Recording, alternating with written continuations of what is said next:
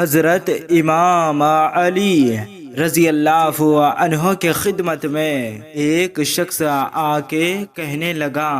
یا علی، میرا فلاں دوست بیمار ہو گیا، آج کل مجھ سے ملتا نہیں اور میں بھی اتنا مصروف رہتا ہوں کہ اس کے پاس جا نہیں پاتا۔ بس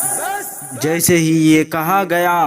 امام علی رضی اللہ عنہ نے فرمانے لگے، اے بندہ خدا، میں نے اللہ کے رسول سے سنا کہ جب بھی تم میں کوئی بیمار ہو تو اس کی عیادت کے لیے ضرور جایا کرو، اسے خوشی دینے کی کوشش کرو تاکہ اس کے دل سے تمہارے لیے دعا نکلے، کیونکہ بیمار کی دعا اللہ کے دربار میں فرشتوں کی دعا کے مثل ہوتی ہے اور وہ بغیر کسی رکاوٹ کے اللہ کے دربار میں پہنچ جاتی ہے۔ یاد رکھنا،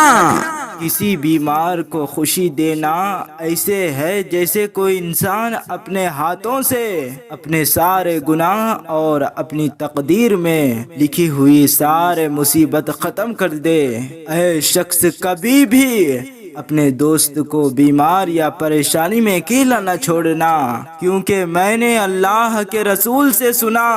ایسے انسان پہ اللہ کی لعنت برستی ہے جو خوشی میں دوست کے ساتھ رہے لیکن دکھ، پریشانی یا بیماری میں اس کا ساتھ چھوڑ دے۔